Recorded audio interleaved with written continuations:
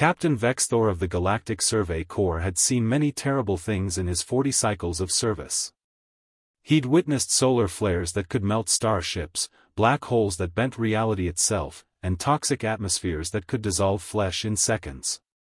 But nothing had prepared him for the report that flashed across his console that morning. Class 13 designation confirmed, his science officer announced, her crystalline form flickering with distress. Third planet, Sol system. The bridge fell silent. Even the perpetual hum of the ship's engine seemed to quiet in respect for the dire news.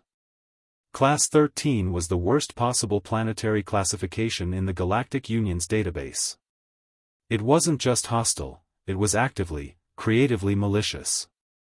Class 13 worlds were rare, thank the void, only 17 had been documented in the known galaxy. They were planets where seemingly everything had evolved to cause maximum suffering. Extreme gravity wells, unpredictable weather, aggressive microbial life, and predators that defied conventional evolutionary logic.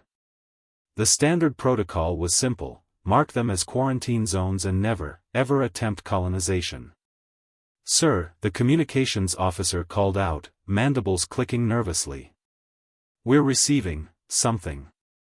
It appears to be entertainment broadcasts from the surface." "Entertainment?" Vexthor's crest flattened in confusion.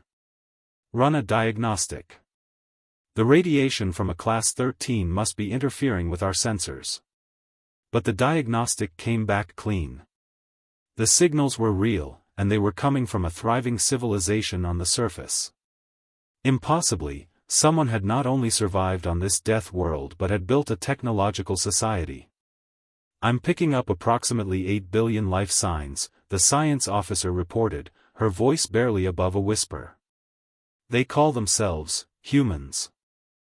Vexthor felt his 3 hearts skip a beat. 8 billion? On a Class 13? Either their sensors were catastrophically malfunctioning, or they'd just discovered the most resilient species in galactic history. "Prepare a probe," he ordered, his voice steady despite the churning in his gut. "I want detailed scans of their civilization. How they survive, what they eat, their typical lifespan in such conditions. And..." He paused, considering the implications, "start learning their languages. If they've mastered a Class 13 world, the Galactic Union needs to know about them immediately." As his crew scrambled to execute his orders, Vexthor stared at the blue-green planet rotating peacefully on the view screen. Beautiful, if you didn't know what lurked beneath that deceptively calm exterior.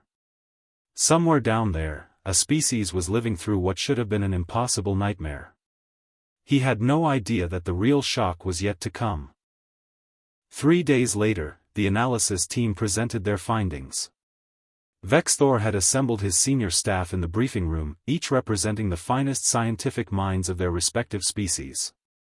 What they were about to hear would challenge everything they knew about survivability. Lieutenant Kress, a methodical Thasian whose species evolved in gentle atmospheric gardens, began the presentation. "Captain, the situation is unprecedented. Not only are humans surviving on this Class 13 world, they're thriving. Current population estimates have been revised upward to 8.2 billion individuals." The holographic display shifted, showing a rotating model of Earth. Red zones began appearing across its surface, each one marking a Class 13 hazard. "Let's start with the obvious," Kress continued, his voice hollow with disbelief. "The planet's axial tilt is 23.4 degrees. This creates what they call seasons, radical temperature fluctuations that occur in cycles throughout their year." A Qualan ensign raised her tentacle. "Surely they remain in underground bunkers during these temperature swings?" "Negative. They live on the surface year-round. In some regions, temperatures swing from 40 degrees Celsius in summer to -40 in winter. That's an 80-degree variation. And humans, they choose to live in these areas." Shocked murmurs filled the room. Vexthor leaned forward. "What about the stable zones? Equatorial regions? They live there too, sir. But those areas present different hazards. Massive storms called hurricanes that generate winds exceeding 250 kilometers per hour. Humans build cities directly in their paths. When we intercepted their news broadcasts, we found they have warning systems, not to evacuate permanently, but just to hide temporarily. Then they return and rebuild. The hologram zoomed in on a coastal city. This settlement, Miami, they call it, has been struck by these hurricanes dozens of times. They just keep rebuilding it. In the same location. That's not survival instinct, someone muttered. That's madness. It gets worse, Kress said, manipulating the hologram to show Earth's tectonic plates. The planet's crust is fractured into mobile segments. The resulting seismic activity creates regular earthquakes and volcanic eruptions. Their most populated nation, Japan, sits on 4 converging tectonic plates. Over 125 million humans live there by choice. Vexthor felt his primary stomach knot. Show me their living conditions. Surely they've developed advanced protective technologies. The hologram shifted to street-level imagery captured by their probe. What it showed made Vexthor's blood run cold. Humans walked openly on the surface with minimal protection, just thin fabric coverings. No environmental suits, no energy shields, no protective exoskeletons. They call these clothes, Kress explained. Primarily for thermal regulation and social purposes. Not protective armor. Impossible, Vexthor breathed. What about the microbial life? Class 13 worlds have aggressive bacterial and viral populations. They have immune systems that fight off most infections. But yes, they do suffer from diseases. Millions die from microscopic predators every year. Kress paused. Yet their population continues to grow. The room fell silent as the implications sank in. These humans weren't just surviving the unsurvivable, they were flourishing in it. This next section, Kress warned, is where our data becomes truly inexplicable. The hologram changed to show humans engaged in various activities. Vexthor watched, confused, as the footage played. A human was suspended by a rope thousands of meters above ground, hanging onto a sheer rock face by only their fingers. Another group was hurling themselves out of aircraft, falling through the sky before deploying fabric parachutes. What are we watching? Vexthor demanded. Some kind of punishment? A death sentence ritual? No, sir. Kress's voice was tight with disbelief. These are recreational activities. They do this for fun. The word fun didn't translate properly into most galactic languages. The closest approximation was voluntary non-survival activity that produces positive emotional states. But seeing it applied to activities that would horrify most species created a cognitive dissonance in the room.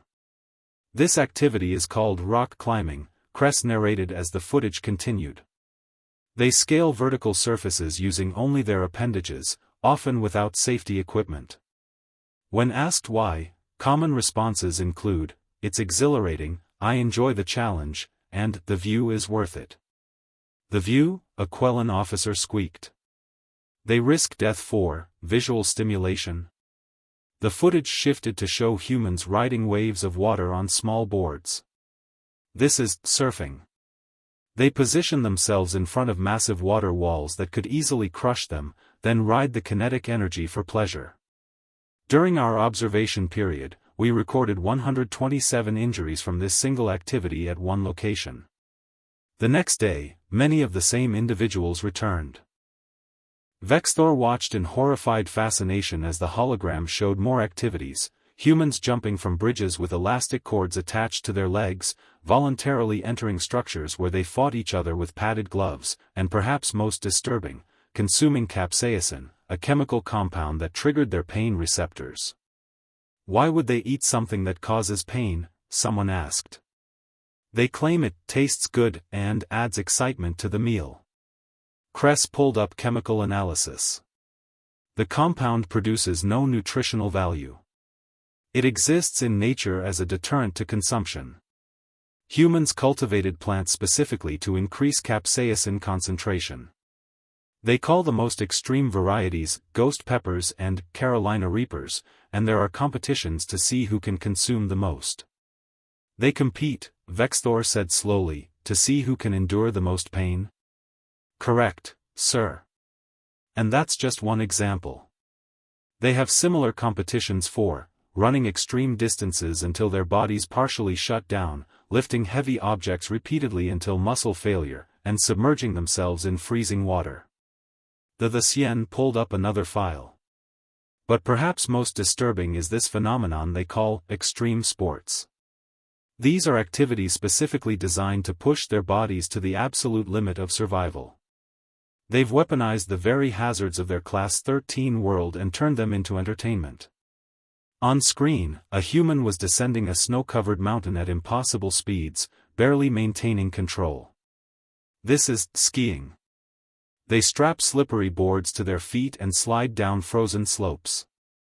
When conventional skiing became insufficiently dangerous, they invented extreme skiing, where they go faster, at steeper angles, and deliberately seek out avalanche-prone areas. Vexthor realized his claws had clenched into the armrests of his chair. They seek out the danger? Yes, sir. When their environment doesn't provide enough challenge, they create it themselves. The decision to make contact was not made lightly. After 2 weeks of observation and 3 emergency sessions with the Galactic Council, Vexthor received authorization to attempt first contact with humanity. The Council's message was clear: approach with extreme caution, assume nothing, and try not to offend the beings who considered death-defying activities recreational. Vexthor chose his contact team carefully. Dr. Yelena Kovac, a human xenobiologist from the Northern Territories, was selected as humanity's representative. The preliminary communication had been surprisingly straightforward. Humans had been expecting contact for decades and had protocols ready. The first face-to-face meeting took place in a neutral location, the observation deck of Vexthor's ship, hovering in orbit above Earth. When Dr. Kovac materialized in the transport beam, Vexthor's first thought was how deceptively fragile she appeared. Average height for a human at 1.7 meters, no visible armor plating, no natural weapons. Just soft skin, bright eyes, and what their database identified as a smile, supposedly a friendly expression. Captain Vexthor, she said, her voice warm. It's an honor to meet you. On behalf of humanity, welcome to Earth. Dr. Kovac, Vexthor responded carefully, watching for signs of aggression. Thank you for accepting our contact request. I must confess, your species has surprised us. Our existence, you mean? Her smile widened. I imagine finding 8 billion people on what you've classified as an uninhabitable death world must have been quite a shock. You know about the classification system? We intercepted some of your survey data. Class 13, right? She walked to the viewport, gazing down at Earth. I suppose from an outsider's perspective, it must seem pretty hostile. Hostile? Vexthor felt his crest rise involuntarily. Dr. Kovac, your planet has extreme temperature variations, violent weather systems, unstable geology, aggressive microbial life, dangerous megafauna, high gravity, intense solar radiation, and a toxic atmosphere. Toxic? She looked genuinely confused. Your atmosphere is 21% oxygen. That's corrosive. Most species would consider that a slow poison. Oh. She laughed, a sound that their database said indicated amusement. I suppose it is pretty reactive. But we evolved with it. Our cells actually require it for energy production. Yes, we're aware. Your biology is remarkable. You've created an internal combustion system using one of the most volatile elements in the periodic table. Vexthor pulled up a holographic chart. But that's not what puzzles us most. Dr. Kovac, we've observed your people engaging in what appears to be deliberately dangerous activities. For recreation. Ah. Her expression shifted to understanding. You've been watching us have fun. Fun. Yes. That concept. Vexthor gestured to his tactical officer, who began playing footage. Could you explain why this human is jumping from an aircraft? That's skydiving. The freefall gives you an incredible rush of adrenaline. Adrenaline? A hormone our bodies produce in response to excitement or danger. It sharpens our senses, increases our strength temporarily, and honestly? She grinned. It feels amazing. Vexthor stared at her. Your body produces a combat stimulant, and you seek out ways to trigger it, for pleasure? Well, when you put it that way, it does sound a bit weird. She walked closer to the hologram, where footage of rock climbing now played. Look, Captain, Earth might be a harsh place by your standards, but it's our home. We're not trying to survive despite the danger, we're living because of it. The challenges make us stronger, more adaptable, more creative. But the risk is part of what makes us human, she finished. Captain, I think you're looking at this backwards. You see a Class 13 death world. We see a planet that taught us to be resilient, inventive, and bold. Every challenge Earth threw at us made us better. Why would we want it any other way? Vexthor realized then that humanity's greatest strength wasn't just survival, it was perspective. Over the following weeks, Dr. Kovac arranged for a series of cultural exchange sessions. Vexthor found himself regularly meeting with various human experts, each revealing another layer of their bewildering civilization. Today's guest was Marcus O'Sullivan, a human who identified as an adventure athlete, apparently a profession that involved deliberately courting danger for entertainment and sport. So let me get this straight, Marcus said, his muscular frame relaxed in the alien chair. You guys explore space, travel between stars, have energy weapons, and you think what we do is crazy? Mr. O'Sullivan, Vexthor began carefully, yesterday I watched footage of you jumping from a clifftop wearing a fabric suit. You fell for nearly 3 kilometers before deploying a parachute. Base jumping, Marcus nodded enthusiastically. Yeah, that was a good run. Perfect weather that day. You could have died. Could have, Marcus agreed cheerfully. But I didn't. That's kind of the point. Vexthor's translator struggled with the logic. I don't understand. How is risking death the point? Marcus leaned forward, his expression becoming earnest. Okay, imagine you're flying your ship through an asteroid field. Dangerous, right? Requires skill, focus, split-second decisions? Yes, but we avoid such situations when possible. But when you can't avoid it, when you have to navigate through, don't you feel alive? Every sense heightened, completely in the moment. Vexthor's crest rippled with recognition. He remembered threading his ship through a debris field during a rescue operation. The fear, yes, but also the clarity, the sharpness of thought. That feeling, Marcus continued, that's what we seek. Humans have this drive to test ourselves, to find our limits. Earth made us this way. When your environment is constantly challenging you, you either adapt or perish. We adapted by learning to love the challenge. But surely, with modern technology, you could make your world safer? Climate control, seismic stabilizers. We could, Marcus admitted. We do, actually, in many ways. But we don't want to eliminate all risk. Managed risk, calculated challenges, these are what make life worth living for many of us.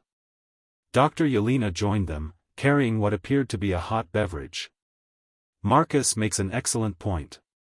Captain, your species evolved on a Class 4 world, correct?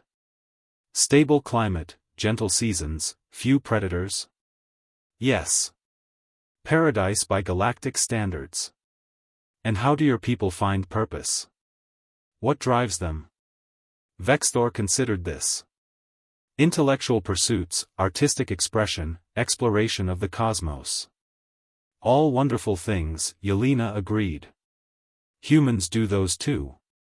But we also have this additional dimension, physical challenge. Our bodies were sculpted by Earth's demands. We have fast-twitch muscle fibers for explosive movement, incredible endurance capacity, advanced proprioception, and that adrenaline response Marcus mentioned.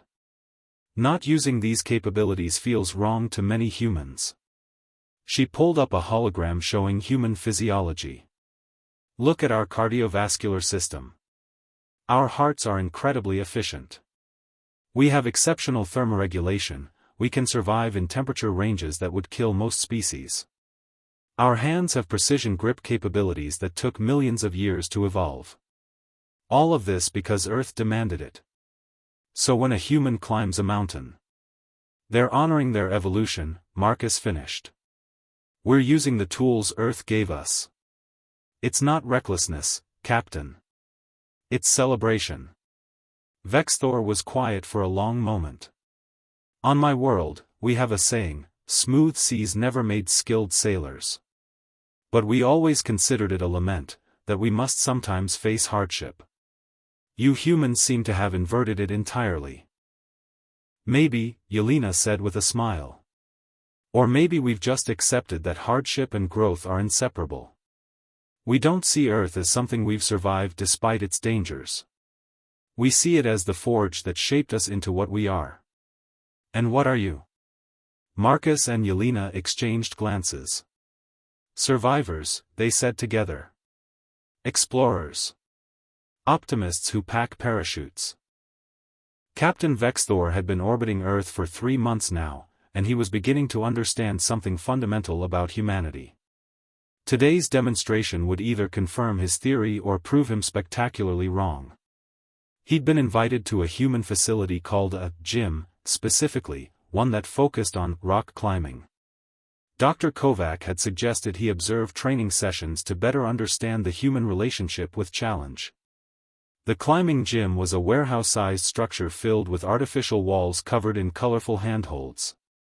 Dozens of humans of various ages scaled the walls, some casually, others with intense focus.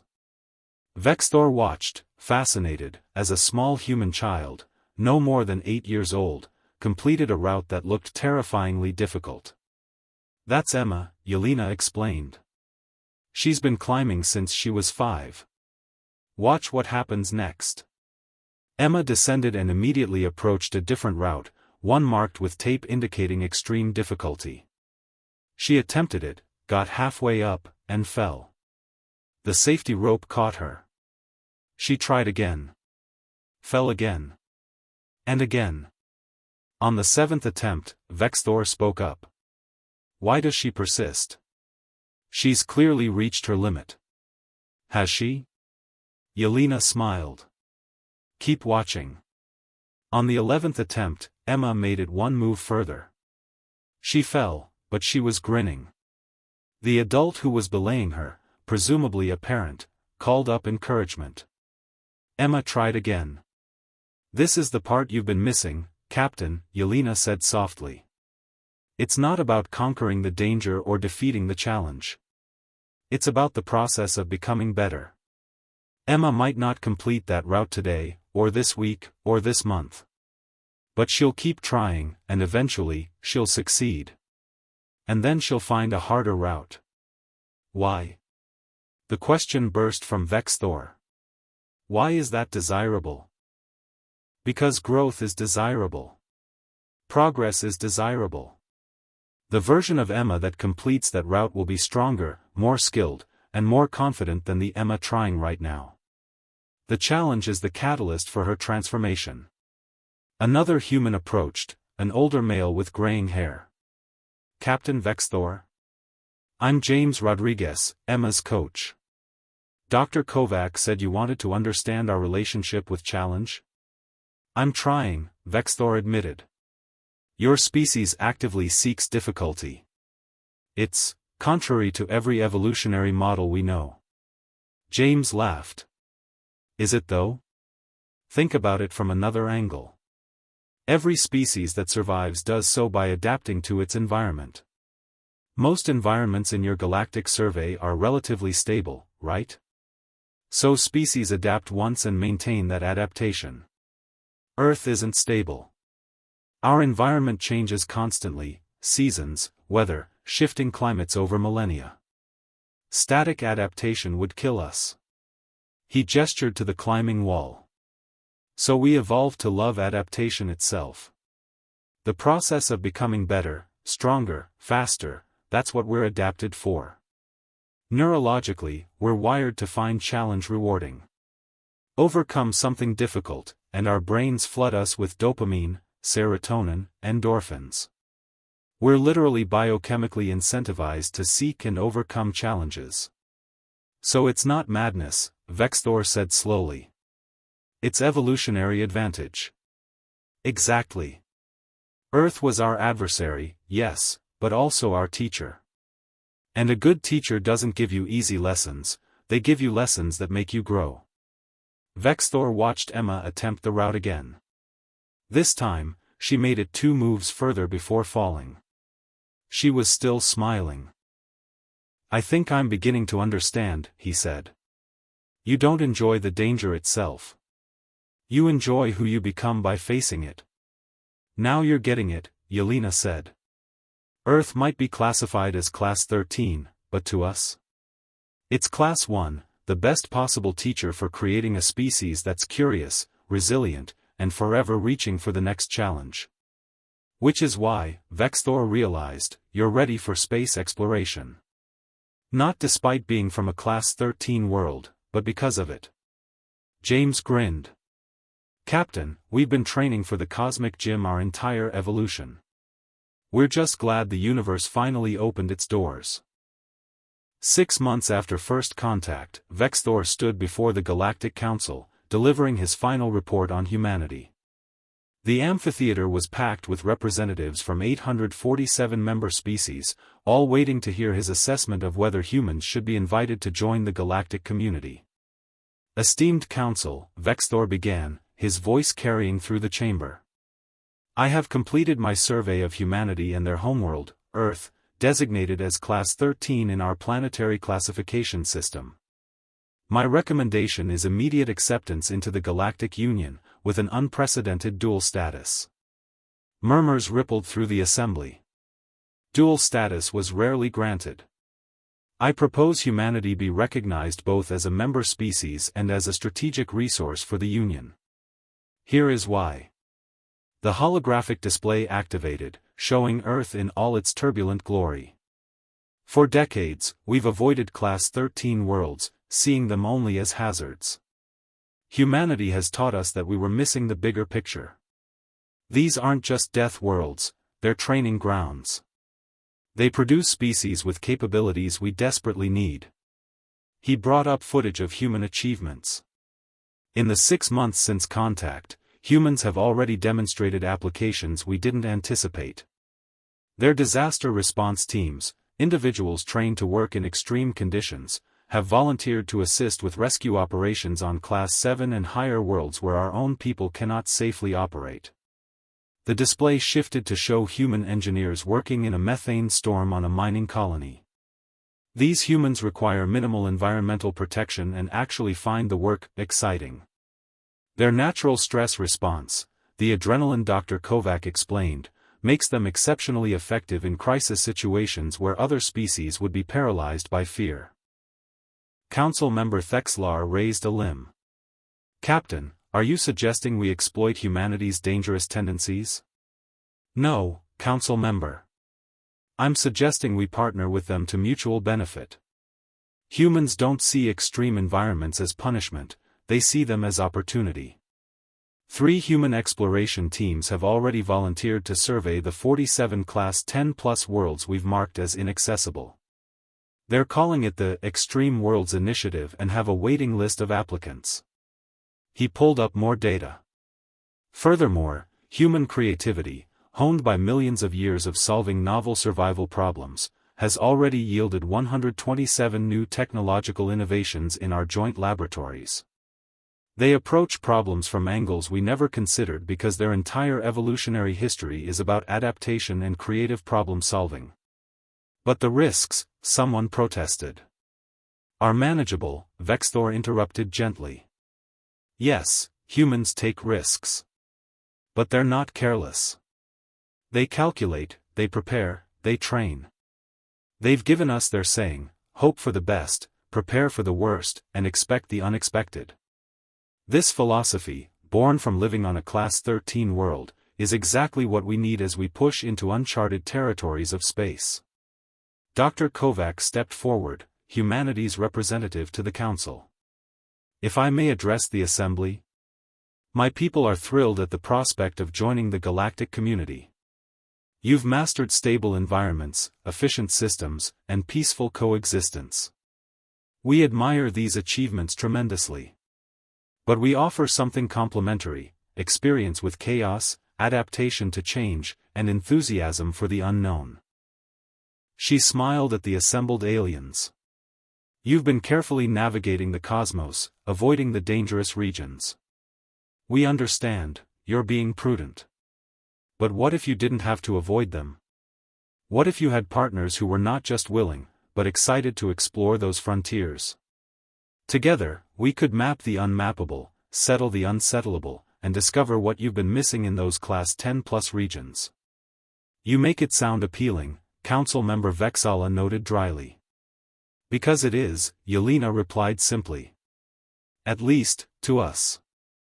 Look, we're not suggesting everyone should embrace risk the way humans do. Diversity is strength. You bring stability, wisdom, and advanced technology. We bring adaptability, resilience, and what we call the explorer's spirit. Why not combine our strengths? The council deliberated for 3 hours. When they returned, the decision was unanimous. Humanity, the council speaker announced, welcome to the Galactic Union.